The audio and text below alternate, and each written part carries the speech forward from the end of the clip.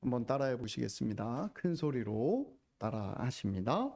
3번 이어서 하겠습니다. 제가 따라라는 이 말을 3번 이어서 합니다. 여호와는 나의 목자시니 내게 부족함이 없으리로다. 여호와는 나의 목자시니 내게 부족함이 없으리로다. 여호와는 나의 목자시니 내게 부족함이 없으리로다. 여호와는 나의 목자시니 내게 부족함이 없으리로다. 아멘. 여호와는 우리의 목자시니 우리가 부족함이 없을 줄 믿습니다. 사랑하는 성도 여러분, 이 말씀 잘 아시는 말씀이고 참 좋아하는 말씀이지요. 예. 많은 이들이 이 말씀을 사랑하고 비록 예수님 안 믿는 사람이라 할지라도 이 말씀은 기억하고 또 좋아하기도 합니다. 그러나 사실 이 여호와는 나의 목자시니 하는 말씀을 우리가 피부로 와닿기는 좀 그래요. 이유는 우리가 농부의 자녀들이기 때문입니다. 우리는 농경사회를 기반으로 둔 민족이어서 목동이라는 것을 경험하지 못하지요. 그러나 이스라엘 백성은 여호와는 나의 목자시니라고 말하면 이 사람들은 대단히 그 말의 의미가 무엇인지를 잘 알았습니다. 피부로 와닿는다는 얘기지요. 이스라엘 백성들 자체가 그렇습니다. 그 조상들이 다 목동이었습니다. 아브라함도 목자였습니다. 이삭도 목자였고요. 야곱도 성경에 나오는 인물의 야곱도 목자였습니다. 그들이 존경하는 다윗 왕도 목자였습니다. 이런 이스라엘 백성들을 향하여 예수님이 당신이 누구신가를 선언하십니다. 나는 진정한 목자다. 나는 양의 문이다. 나는 선한 목자다. 왜 이런 표현을 하실까요? 나는 진정한 목자다. 가짜 목자 아니고 진짜 목자다. 나는 양의 문이다. 나는 선한 목자다. 라고 말씀하시며 주시고자 하시는 메시지가 무엇일까요? 오늘 읽으신 본문의 내용이 바로 이 말씀입니다. 왜 이런 표현을 예수님이 하셨는가? 오늘은 살펴보면서 여호와는 나의 목자시니 내게 부족함이 없습니다 하는 그 이 고백이 여러분의 고백, 우리의 고백이 되기를 간절히 소망합니다. 11절 한번 같이 읽어 보시겠습니다. 성경 말씀에 11절 있습니다. 시작. 나는 선한 목자라. 선한 목자는 양들을 위하여 목숨을 버리거니와. 라고 말씀합니다. 이스라엘 백성들이 사는 마을에 가면 마을 안에 큰 우리를 지어놓고 그 우리에다 목자들이 자기가 몰고 있는 양들을 저녁에 데려다 놓는다 합니다. 그럼 문지기가 문을 열어주어서 목자가 끌고 오는 양들을 집어넣고 또 밤을 지새게 한다는 것이죠. 여러 목동의 양들이 마을에 함께 모여 있는 우리에 들어가는 것이에요. 그러면 아침이 되면 목자들이 각자 자기 양을 부르러 옵니다. 그럼 문지기가 문을 열어주죠. 그리고 목자가 들어가서 양들을 불러냅니다. 양의 이름을 부르기도 하고요. 하고 제 휘파람 소리가 잘 안 나는데요. 하고 휘파람을 불어서 표시를 하면 그 목자의 양이 문 앞으로 걸어 나온다는 것입니다. 그러면 그 양을 불러내서 데리고 나간다는 것이죠. 영상을 하나 보았습니다. 제가 영상을 띄우려 하다가 좀 예배에 흐트러지는 것 같아서 그냥 말로 하렵니다. 막 큰 들판에 양들이 흩어져 있습니다. 그리고 그 양들을 구경하러 온 관광객들이 부릅니다. 양아, 누구야? 하고 양의 이름을 목자한테 들어서 그 이름을 똑같이 부릅니다. 그런데 양이 멀리서 키만 쫑긋쫑긋하지 다가오질 않습니다. 여러 사람이 해봅니다. 남자의 목소리도 해보고 여자의 목소리도 해봅니다. 그래도 양들이 키만 쫑긋하지 다가오질 않아요. 그런데 목자가 양을 부릅니다. 양을 부르면 양이 부르는 그 순간 쫑긋했던 그 귀만 쫑긋쫑긋하던 그 자리에 서서 쫑긋거리는 게 아니라 다 몰려서 목자 앞에 막 달려 나오는 장면이 있습니다. 여러분 예배 끝나면 한번 유튜브에 한번 찾아보세요. 양을 부르는 목동이라는 제목으로 치시면 나와요. 이런 양을 부르는 목자를 비유해서 나는 가짜 목자가 아니라 진짜 목자다라고 예수님이 말씀하시죠. 문으로 들어가지 않고 담 넘어가는 이는 가짜 목자인데 나는 정식으로 문을 열고 들어온, 문지기가 문을 열어줘서 들어온 진짜 목자다라고 말합니다. 진짜 목자인 것을 예수님이 이 세상에 하나님이 보내신 진짜 목자인 걸 우리는 어떻게 알 수 있을까요? 여러 사람들이 나는 목자다라고 많이 왔지요. 한국의 많은 이단들이 예수는 실패하고 내가 진짜 목자다 이러면서 많이 왔지요. 신천지도 그러고요. 문선명이도 그러고요.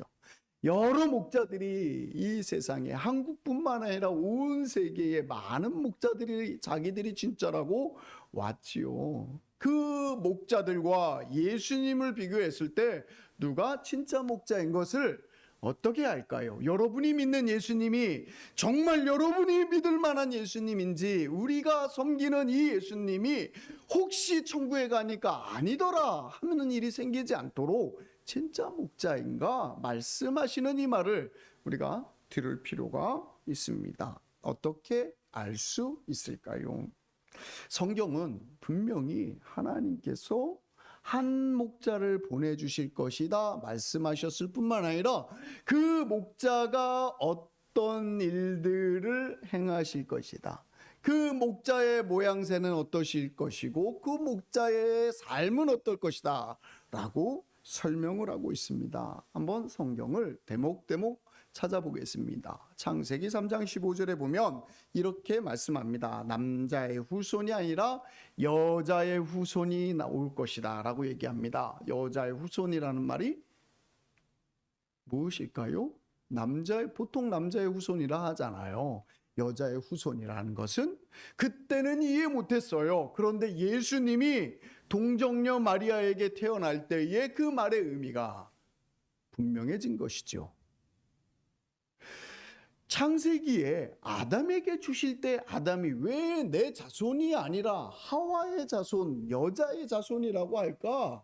왜 그런 목자를 주시겠다고, 그런 후손을, 혼자를 주시겠다 이해 못했어요. 그런데 예수님이 태어날 때 동정녀 태어나심으로 그 의미가 분명해졌지요. 뱀이 여자의 후손의 발꿈치를 물어라고 말씀하고 있습니다.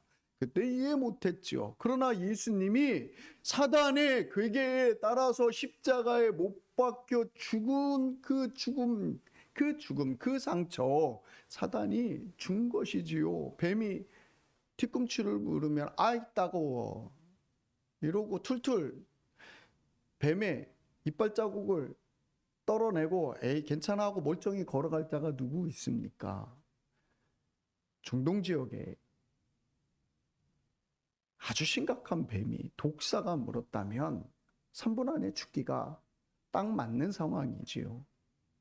그런데 뱀에게 물렸다, 여자의 후손이, 이렇게 얘기합니다. 이해하지 못하는 성경 말씀이었죠. 하나님께서 목자를 주시는데, 우리에게 구원자를 주시는데 그 의미를 이해하지 못한 말이었죠. 그런데 예수님이 십자가에 죽을 때 사단이 예수님을 죽였구나, 예수 하나님이 보내신 아들을 죽였구나 하고 춤을 출 때에 사단이 이해하지 못한 방식으로 예수님이 부활을 시키셔서 우리에게 생명을 주시는 일로 나아가시며 구원의 길을 완성하시지요.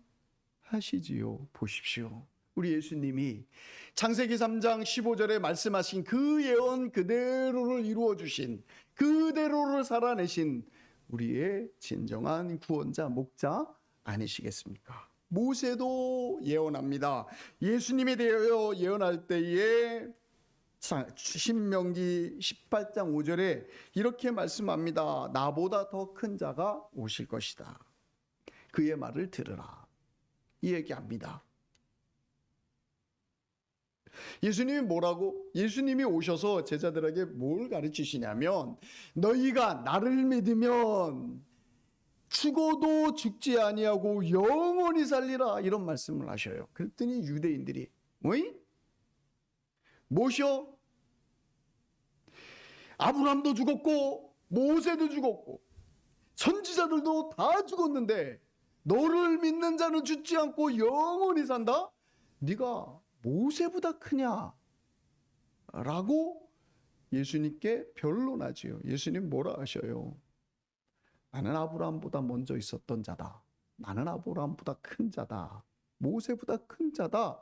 말씀하시고 확언하시지요. 이 말을 보면 모세가 예언한 대로 자기보다 더 큰 자가 오셔서 구원하실 것이다 하는 그 예수님 아니겠습니까? 다윗도 시편 21편에 이렇게 기록하고 있습니다. 나의 하나님, 나의 하나님, 어찌하여 나를 버리시나이까? 라고 기도하죠. 이 기도를 많은 신학자들은 이렇게 해석합니다. 예수님이 십자가에 못 박혀 죽어서 가상칠언으로 나를 왜 버리십니까? 왜 나를 구원 안 하십니까? 하고 기도하던 그 기도의 내용을 미리 다윗을 통하여 예언해 놓으신 그 말을 하는 분이 목자다. 우리를 구원하실, 세상을 구원하실 구원자다. 라고 예언한 것이다. 라고 말하고 있습니다. 다윗만 이런 얘기를 했나요? 이사야도 예언을 했습니다. 어떤 예언을 했어요? 처녀가 잉태하여 아들을 낳으리니 임마누엘이라 하리라 라고 얘기하시죠. 이 말씀이 그대로 어디에서 이루어져요? 예수님께서 이 땅에 태어나실 때, 수태하실 때 마리아를 향하여 천사 가브리엘이 동일한 말을 하지요. 이사야만 이 예언을 하였나요? 미가도, 동시대에 살던 미가 선지자도 미가서 2장 5절에 예수님이 태어나는 동네를 정확하게 지목하고 있습니다. 어디요? 예수님이 어디에 태어나셨죠? 맞습니다. 베들레헴에 태어나지요. 예수님은 이와 같이 성경에서 말씀하신 그대로 이 땅에 오셨고, 성경에서 말씀하신 대로 그대로 죽으셨고, 성경에 말씀하신 대로 그대로 살아나셔서 어떤 분이 되셨냐면 상과 죽음의 주가 되시고 우리의 생명의 주인이 되어주셨습니다. 믿으십니까? 그런데 왜 유대인들은 이런 예수님을 십자가 이렇게 말씀하시고 약속하신 대로 오신 예수님을 버렸을까요? 왜 예수님의 말에 귀를 기울이지 않았을까요? 왜 못 보았을까요? 이유는 있습니다. 그들이 예수님을 하나님의 보내신 우리의 목자이시다는 것을 놓칠 수밖에 없었던 이유는 자기들의 전통이, 자기들이 해오던 습관이, 자기들의 생각이, 자기들의 기준이 하나님이 주시는 기준보다 더 앞섰던 것입니다. 자신의 생각을 내려놓지 못하니 하나님의 음성이 하나님의 음성인가 확인할 마음이 없습니다. 하나님의 음성이라고 해도 거기에 순종할 마음이 없습니다. 듣긴 들어도 그 말씀을 따라갈 마음이 없습니다. 어떻게 해서든지 변질시키거나 아니면 튕겨내 버리고 내 삶이, 내 생각이, 내 기준이 더 맞아, 나는 이대로야 사는 것 유지할 거야 하는 마음을 갖게 되는 것이었죠. 사랑하는 성도 여러분, 우리 주님이 우리들에게 무엇을 말씀하십니까? 나는 너희의 진정한 목자로 이 땅에 왔다라고 말씀하십니다. 여러분은 여러분의 인생의 가치 기준에서 주님이 나의 목자, 나를 이끄시는 분이시라고 고백하십니까? 아니면 여직 내 삶은 내가 간다라고 고백하고 내 결정은 모두 나로부터 출발할 거야 하는 그런 마음으로 주님 앞에 사십니까?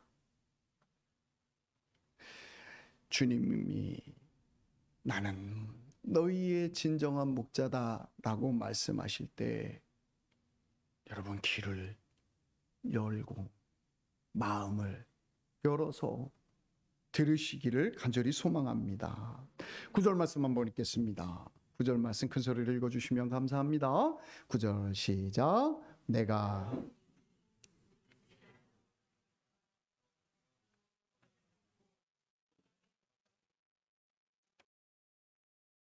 아멘. 나는 진짜 목자다, 진정한 목자다 말씀하시고 두 번째로 뭐라고 말씀하시냐면 나는 문이다라고 얘기합니다. 이스라엘 사람들이요 목동이 양들을 끌고 목초지를 나갈 때에는 뭐 문만 열고 나가면 목초지가 있는 게 아니어서 목초지를 따라서 이동을 하게 됩니다.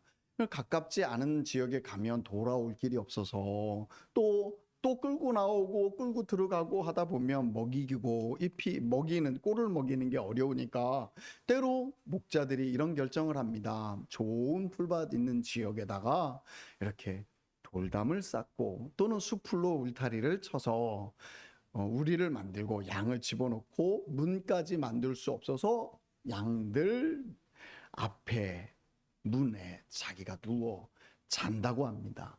그러면 문에 누워 자면 양들이 나가려면 목자를 밟아야 하잖아요. 그러면 이놈 왜 나가? 이러고 다시 집어넣고 아직 때가 아니다. 다시 들어가라 하고 밀어넣을 수 있는 것이지요. 나는 문이다 라고 말씀하시는 이유는 이것입니다.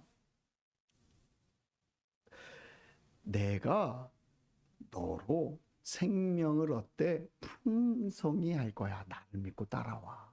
지금은 쉬는 시간이야. 때가 되면 내가 너에게 좋은 꼴을 먹을 자리로 인도할 거야.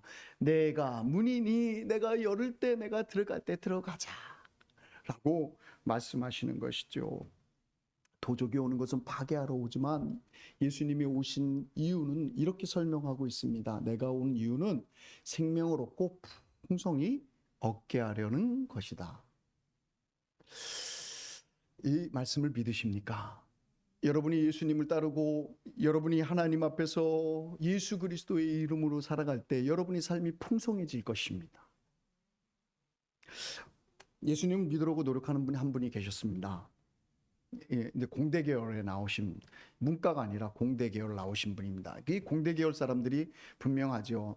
더하기 뺄셈이 분명하고요. 들어간 인풋이 있으면 아웃풋이 딱 떨어져야 하는 사람입니다. 근데 이분이 가만히 성경을 읽어보니까 이성으로는 예수님을 믿을 만해요.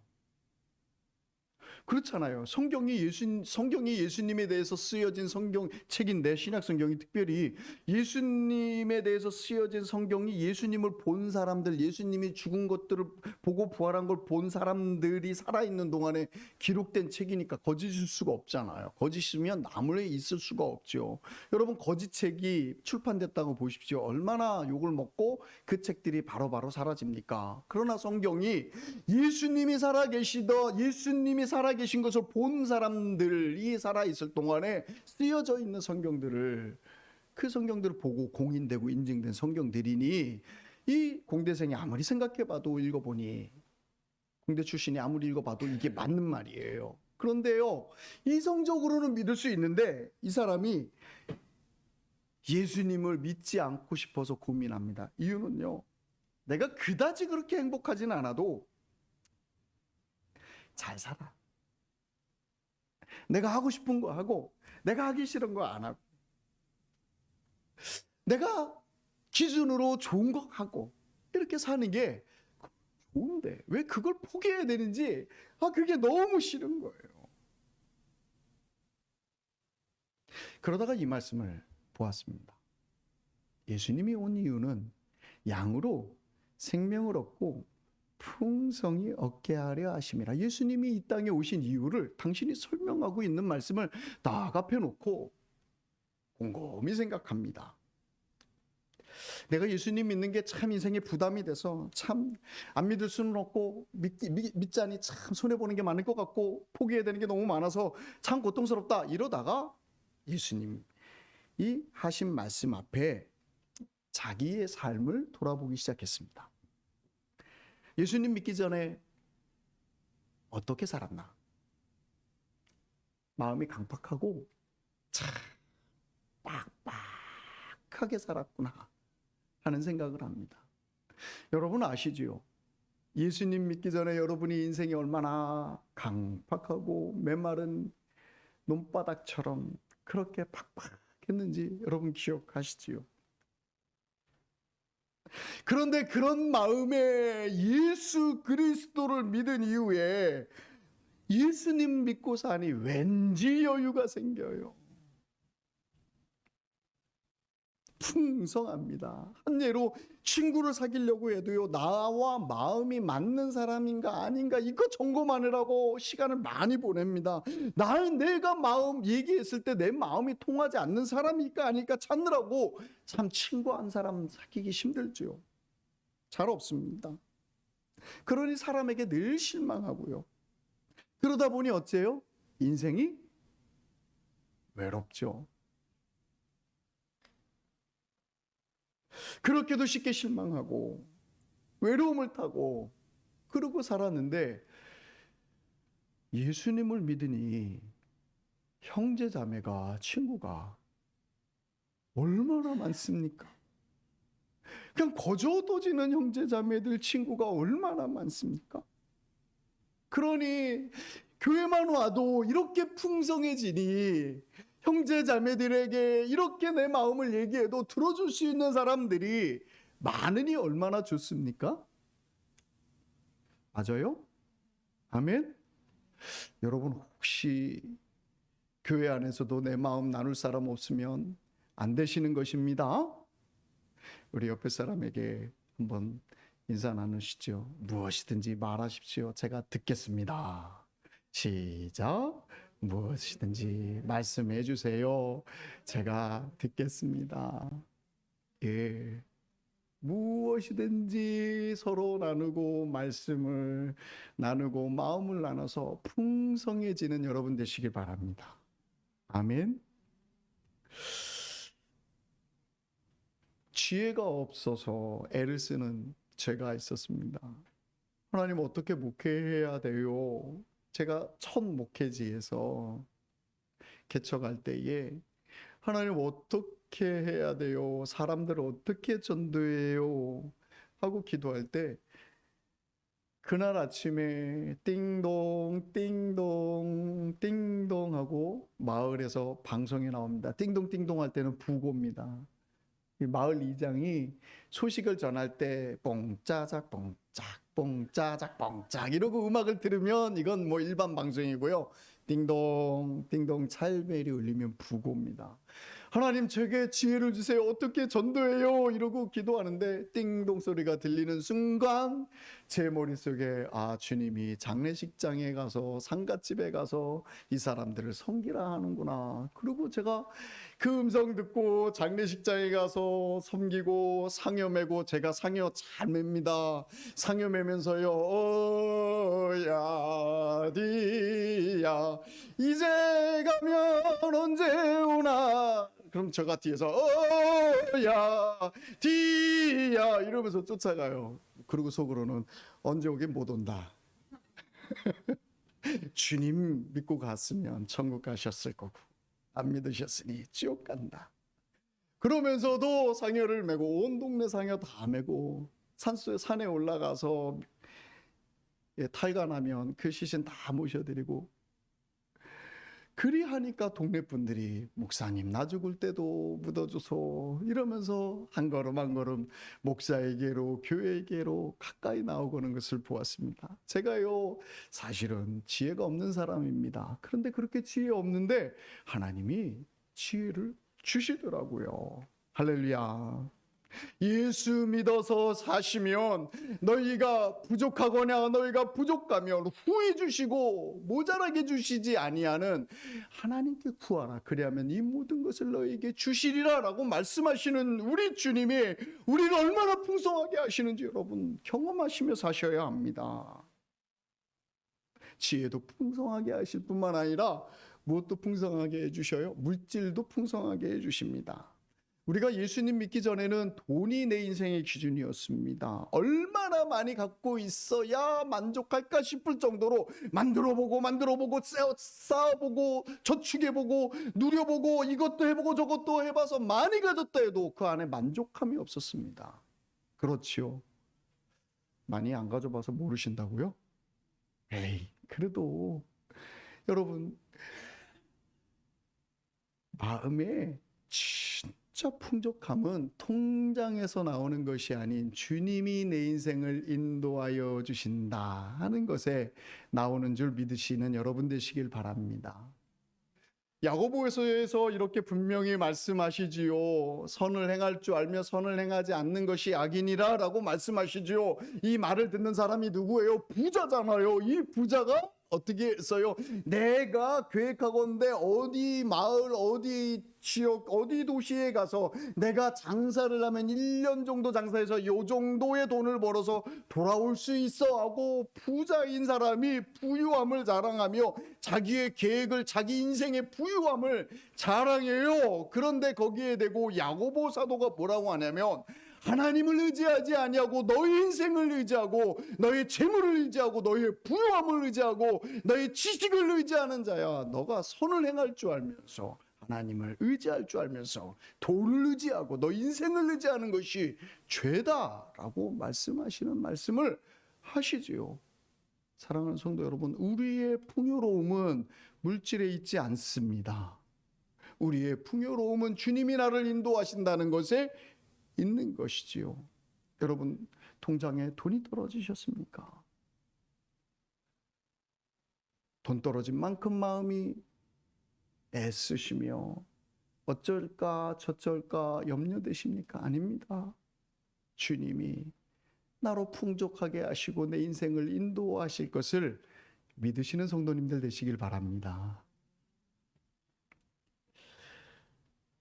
돈이 얼마 있느냐가 문제가 아니라 돈이 모자랐지만 예수님이 채워주시고 먹을 것을 주시고 입을 것을 주신다 하는 믿음의 풍요로움으로 사는 것이지요. 악착같이 모아도 사라지는 것이 아닙니다.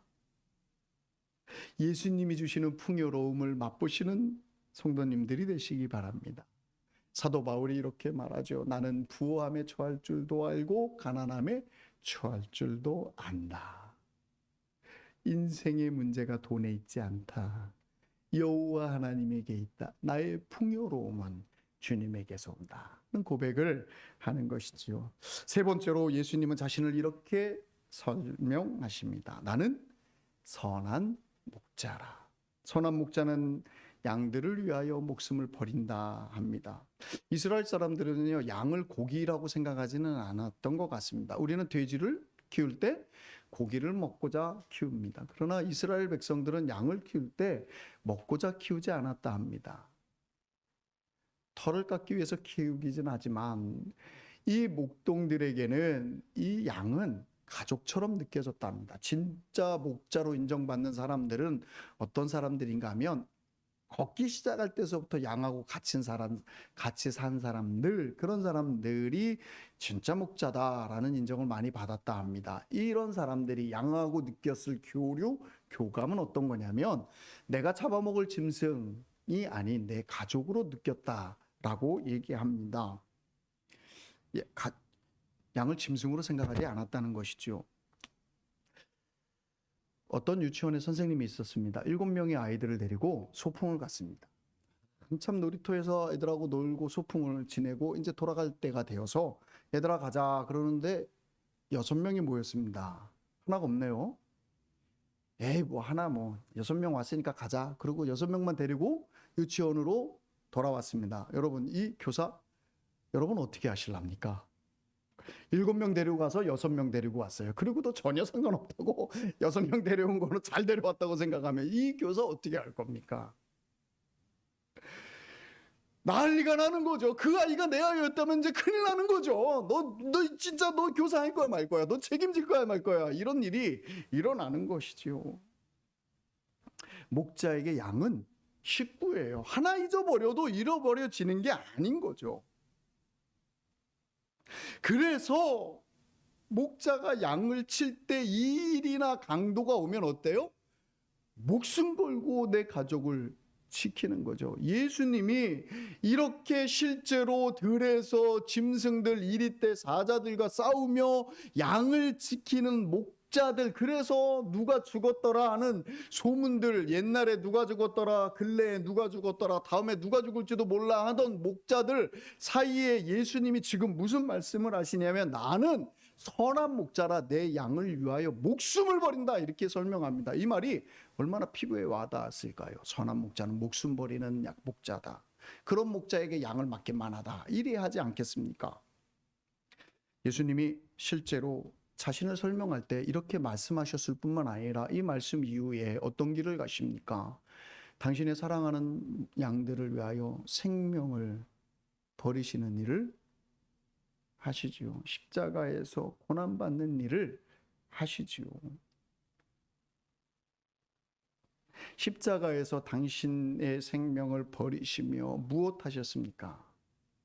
우리에게 생명을 주시는 일을 하셨죠.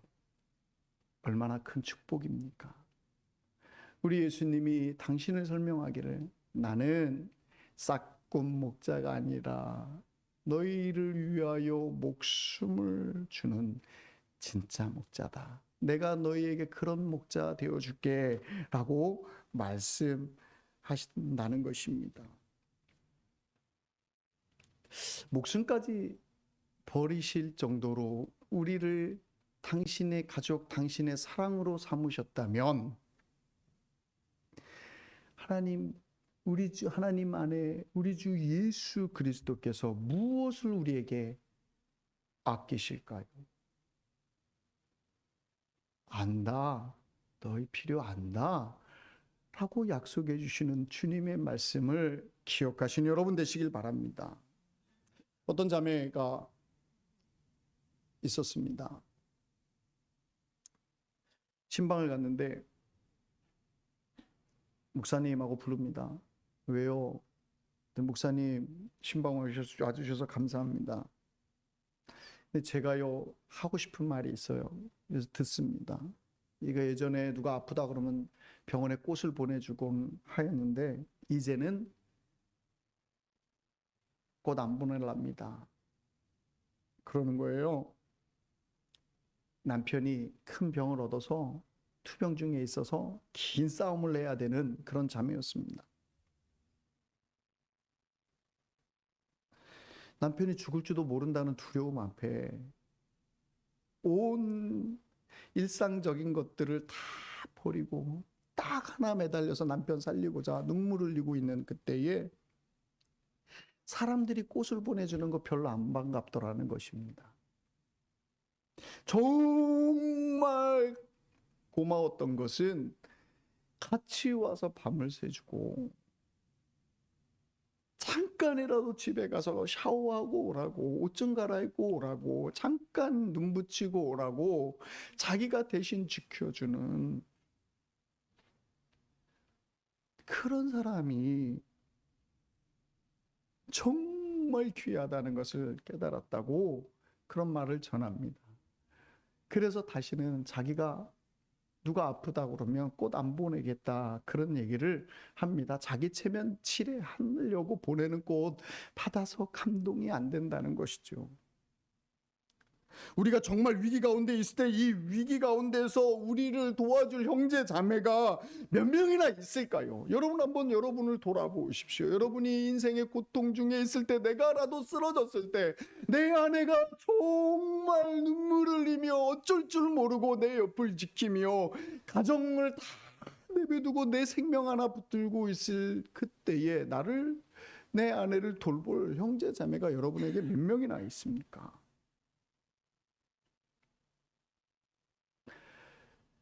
그리스도께서 우리를 위하여 목숨 바쳐서 사랑한다고 하면 그 목숨 바침이 바로 이 자매가 바랐던 그런 돌봄 아니겠습니까? 로마서 8장 34절에 이렇게 말씀하고 있습니다. 누가 너희를 정죄하리요? 죽으실 바는 아니라 다시 살아나신 그리스도 예수시니 그는 하나님 우편에 계신 자요 우리를 위하여 간구하는 자니라 라고 사도 바울이 로마서에 말씀하고 있습니다. 누가 참으로 너희의 외로운 인생에, 너희의 두려운 인생에, 절망 속에 빠질 수밖에 없는 인생에 누가 진정 너희의 목자가 되어줄까? 우리 주 예수 그리스도시다 라고 설명하고 계십니다. 이런 선한 목자 되신 주님이 인생의 주인이 되어 주시겠다고 하는데 왜 외로워 하십니까? 왜 두려워 하십니까? 우리를 위해서 목숨 바쳐 선한 목자 되신 주님이 계신데 그분을 신뢰하고 사십시다. 아멘. 그분을 신뢰하고 사시는 여러분 되시길 바랍니다. 우리는 세상 살면서 나를 알아주는 사람 참 좀 있었으면 좋겠다 하고 기다리고 그리워합니다. 마음속에 있는 마음을 이렇게 터놓고 얘기할 수 있는 사람이 누가 없을까 하고 생각합니다. 어제도 한 자매 형제가 아기들 데리고 지친 마음을 가지고 데리고 와서 오전서부터 저녁 11시 20분, 10분까지 아이고 제가 내일 주일인데 큰일 났네 이러면서도 그 자매가 남편과 함께 그 남에게도 서로에게도 나누지 못했던 마음들을 털어놓는데 그 얘기를 듣고 그 얘기 나누고 그러고 시간을 보냈습니다. 사람이 참 마음을 나눌 수 있는 사람을 그렇게 내 생각을 들어주고 내 아픔을 얘기해 줄 수 있는 사람을 찾는가 봅니다. 목마른 성도 여러분, 그만 혼자 목말라 하지 마시고 주님 앞에 오십시오. 목사님, 제 마음 이해 가세요? 제가 이렇게 눈물 흘리며 아프다고 얘기하는 이게 얼마나 공감이 가세요? 하고 물어보는 분들이 가끔 있어요. 예, 이해합니다. 그런데 제가 이해하는 것이 10분의 1이 될라 할까요?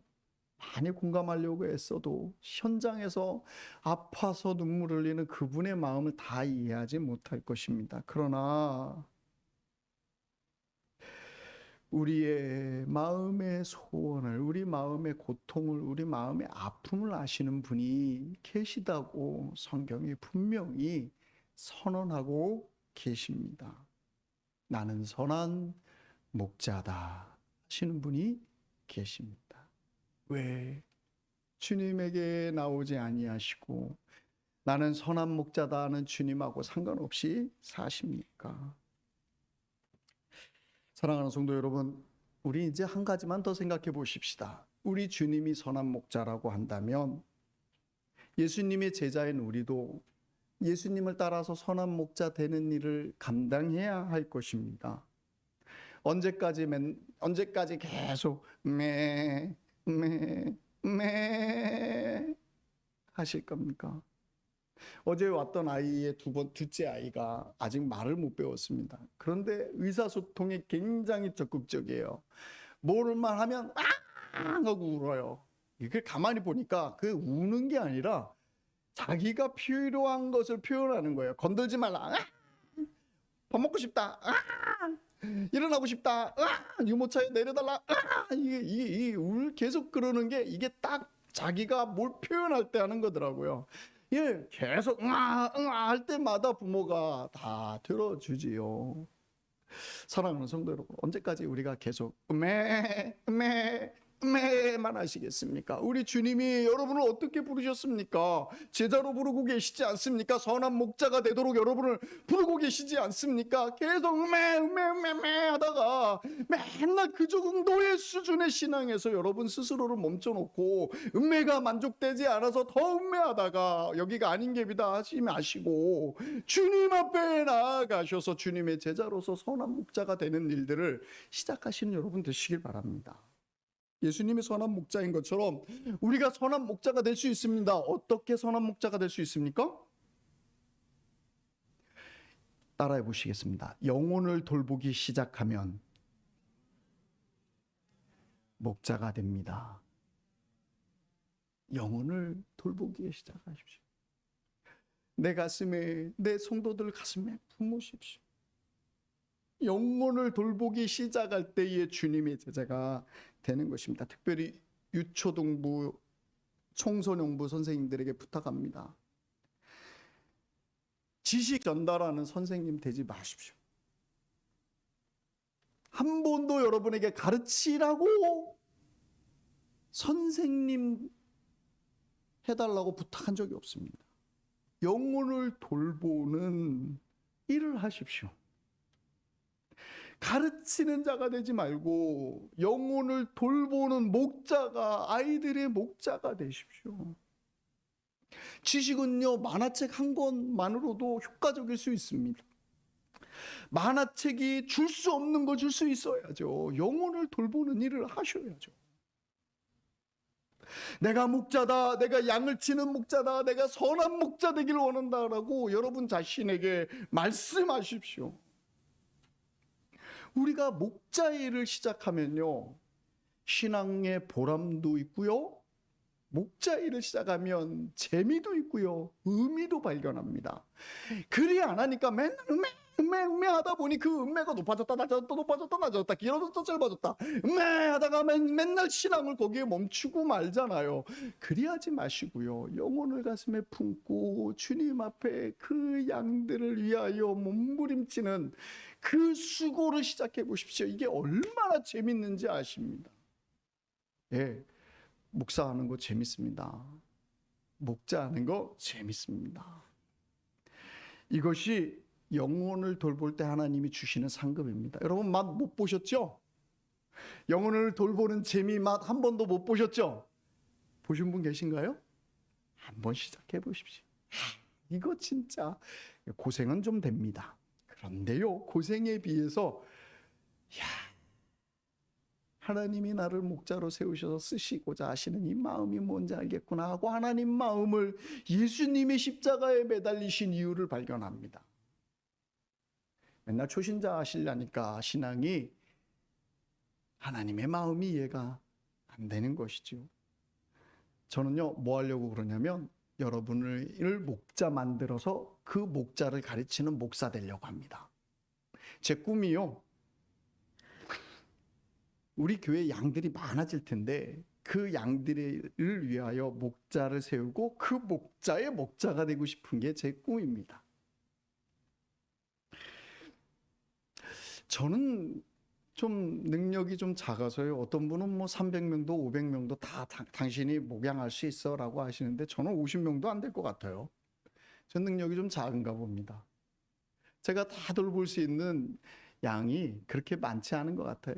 한 분 마음 쓰는 것만으로도 막 제가 밥을 못 먹고 금식을 안 할 수밖에 없고 밥맛이 떨어지고 주여 이거 어찌 양을 돌봅니까 하면서 눈물 흘리는데 50명이면 저 죽습니다. 그래서 어떻게 하냐 하면 여러 목자를 세우려고 합니다. 제 생각에는 한 15명 정도의 한 분 목자 세우면 좋을 것 같습니다. 그 정도로 하면 될 것 같아요.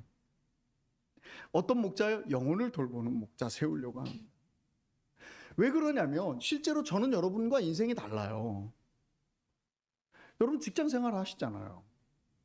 그 직장 생활의 고통을 몰라요. 얼마나 돈 번이라고 애를 쓰고 막 그 치사하게 막 빌어야 되는지 그거 저는 경험 많이 못 하거든요. 제 아픔과 제 나름의 또 수고는 있지만 여러분들이 경험하는 건 누가 알아요? 여러분이 아시잖아요.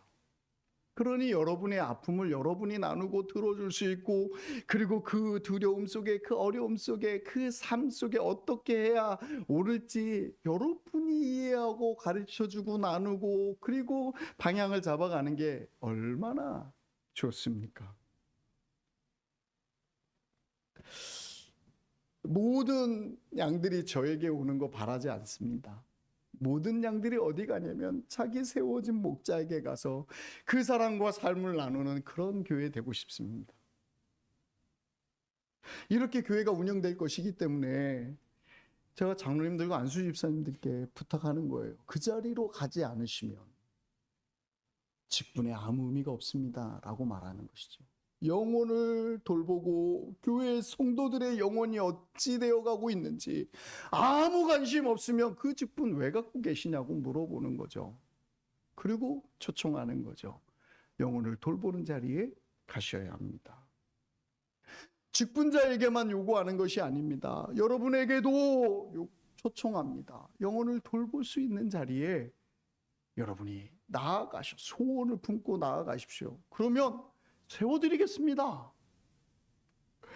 목자가 되어가는 사람을 왜 멀리합니까? 주님이 하시는 일인데 그 일할 수 있는 사람 앞에 세울 것입니다. 저는요, 이런 분들 훈련시켜드려서요, 그 자리에 놓아드리는 일을 하는 사람, 그리고 그분들을 지지하고 돕는 사람의 역할로도 충분하다고 생각합니다. 목사님, 목회 편하게 하실래네요? 이거 말고요.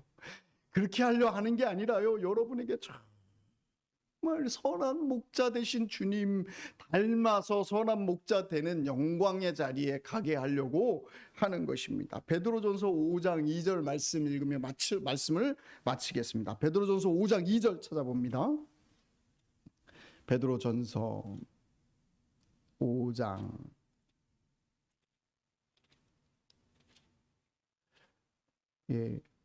2절.